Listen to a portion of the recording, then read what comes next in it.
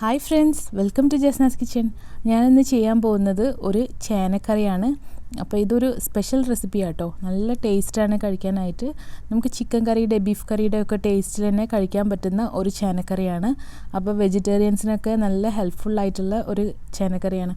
പിന്നെ ഇപ്പോഴത്തെ സിറ്റുവേഷനിൽ നമുക്ക് സാധനങ്ങളൊക്കെ കിട്ടാൻ ബുദ്ധിമുട്ടാണ്. വെജിറ്റബിൾസൊക്കെ പിന്നെ എപ്പോഴും കിട്ടുന്നുണ്ടല്ലോ. അപ്പോൾ ചേന വെച്ച് ചെയ്യാൻ പറ്റുന്ന ഒരു കറിയാണ് കേട്ടോ. പിന്നെ ഇത് നമുക്ക് ഈ ഒരു കറി മതി ചോറിൻ്റെ കൂടെ കഴിക്കാനായിട്ട്. അപ്പോൾ ഞാൻ അതിൻ്റെ റെസിപ്പി പറയാം. അതിന് മുൻപായിട്ട് എൻ്റെ ചാനൽ ആദ്യമായിട്ട് കാണുന്നവരാണെങ്കിൽ താഴെ കാണുന്ന റെഡ് ബട്ടൺ ഒന്ന് ക്ലിക്ക് ചെയ്ത് സബ്സ്ക്രൈബ് ചെയ്യണം. അതോടൊപ്പമുള്ള ബെല്ലൈക്കൺ കൂടെ ക്ലിക്ക് ചെയ്താൽ അതിൽ ഓളും കൂടെ പ്രസ് ചെയ്താൽ നിങ്ങൾക്ക് ഞാനിടുന്ന വീഡിയോസിൻ്റെ എല്ലാം നോട്ടിഫിക്കേഷനും പെട്ടെന്ന് തന്നെ കിട്ടുന്നതാണ്.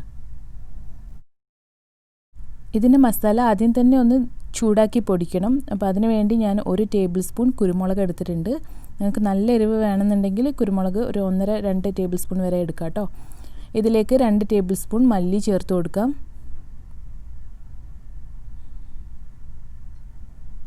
2 കഷ്ണം പട്ട,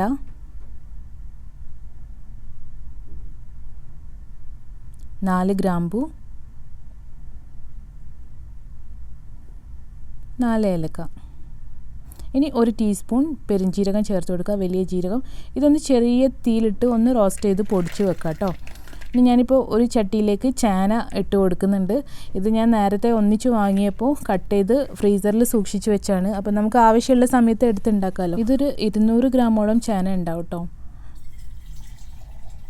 അപ്പോൾ നിങ്ങളും വാങ്ങിക്കുകയാണെങ്കിൽ ബാക്കി വരുന്നത് ഇതുപോലെ കട്ട് ചെയ്ത് ഫ്രീസറിൽ സൂക്ഷിക്കുകയാണെങ്കിൽ നമുക്ക് ഇല്ലാത്ത സമയത്ത് എടുത്ത് ഉപയോഗിക്കാൻ പറ്റും. ഇതിലേക്ക് ഇത് ചേന വെന്ത് വരാൻ പാകത്തിന് മാത്രം വെള്ളം ഒഴിച്ചു കൊടുക്കുക. നമ്മൾ ഫ്രോസൺ ആക്കി സൂക്ഷിക്കുമ്പോൾ ഇത് പെട്ടെന്ന് തന്നെ കുക്കായി കിട്ടും. അപ്പോൾ അതിലേക്ക് ആവശ്യത്തിന് വെള്ളം ഒഴിച്ചു കൊടുത്തിട്ടുണ്ട്. ആവശ്യത്തിനുള്ള ഉപ്പും കൂടെ ചേർത്ത് കൊടുത്തിട്ടുണ്ട്. ഇനി ഇതിലേക്ക് ഒരു 1/2 ടീസ്പൂൺ മഞ്ഞൾപ്പൊടി ചേർത്ത് കൊടുക്കണം, 1 ടീസ്പൂൺ മുളക് പൊടി. അപ്പോൾ ഇതൊന്ന് നല്ലപോലെ മിക്സ് ചെയ്ത് ഒന്ന് വേവിച്ചെടുക്കുക കേട്ടോ. നല്ല കുക്ക് ചെയ്തെടുക്കണം. അപ്പോൾ ഈ ചേന വെന്ത് വന്നിട്ടുണ്ട്. അപ്പോൾ ഇത് ഞാൻ മാറ്റി വെക്കുകയാണ്. ഇതിൻ്റെ വെള്ളം അധികമൊന്നുമില്ല, കുറച്ചേ ഉള്ളൂ. അപ്പോൾ അത് നമുക്ക് ആവശ്യമുണ്ട്. അപ്പോൾ അത് അങ്ങനെ തന്നെ മാറ്റി വെച്ചിട്ടുണ്ട്. ഇനി ഒരു ചട്ടിയിലേക്ക് ഞാൻ വെളിച്ചെണ്ണയാണ് ഒഴിച്ചു കൊടുക്കുന്നത്. നിങ്ങൾക്ക് ഓയിൽ വേണമെങ്കിലും ചേർക്കാം, പക്ഷേ വെളിച്ചെണ്ണയിൽ ഉണ്ടാക്കുമ്പോഴാണ് ഇതിന് കൂടുതൽ ടേസ്റ്റ് വരുന്നത്.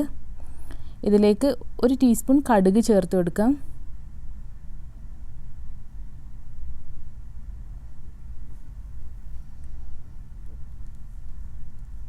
ഇനി ഒരു 1/2 ടീസ്പൂൺ ഉലുവ ചേർത്ത് കൊടുക്കാം.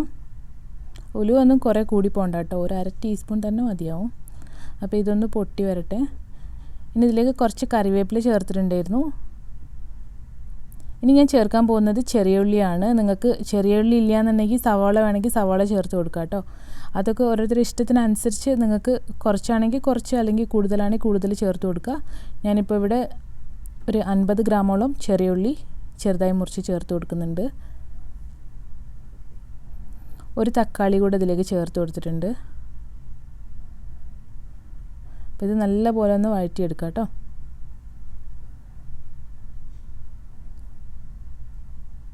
തക്കാളിയും ചെറിയുള്ളിയൊക്കെ ഒന്ന് വഴന്ന് വന്നിട്ടുണ്ട്. ഇതിലേക്ക് ഇഞ്ചി വെളുത്തുള്ളി അത് ചെറുതായി മുറിച്ചെടുത്തതാണ്, ചോപ്പറിലിട്ട് ചോപ്പ് ചെയ്തെടുത്തതാണ്, അരഞ്ഞു പോകരുത്.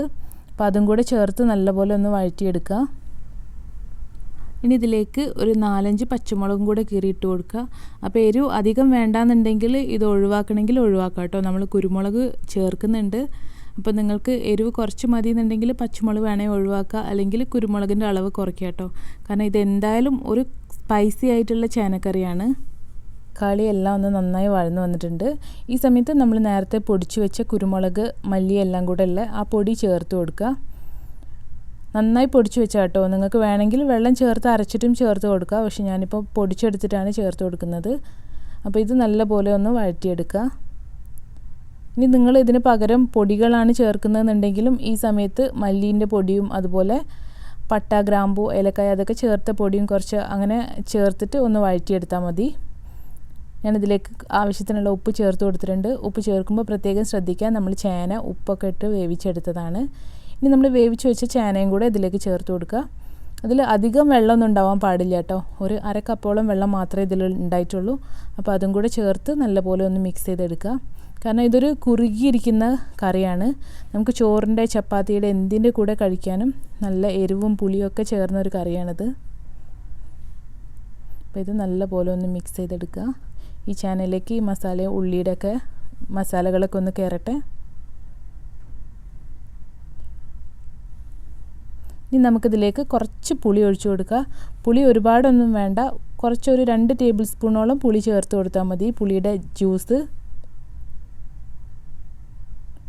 ഞാൻ നേരത്തെ ഒരു ചെറുനാരങ്ങ വലുപ്പത്തിലുള്ള പുളി കുതിർത്ത് വെച്ചായിരുന്നു. അത് നന്നായി പിഴിഞ്ഞിട്ടാണ് 2 ടേബിൾ സ്പൂണോളം അത് ജ്യൂസാക്കി എടുത്ത് ചേർത്ത് കൊടുത്തത്.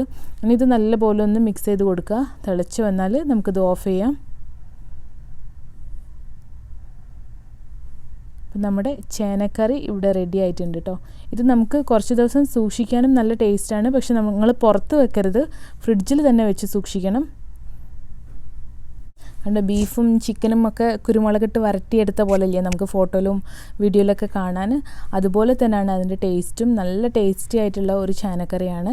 അപ്പോൾ നിങ്ങളും തീർച്ചയായിട്ടും ട്രൈ ചെയ്ത് നോക്കുക കേട്ടോ. എന്നിട്ട് ഫീഡ്ബാക്ക്സൂടെ എന്നെ അറിയിക്കാൻ മറക്കരുത്. വീഡിയോ ഇഷ്ടമായിട്ടുണ്ടെങ്കിൽ ലൈക്ക് ചെയ്യാനും കമൻറ്റ് ചെയ്യാനും ഷെയർ ചെയ്യാനും മറക്കരുത്.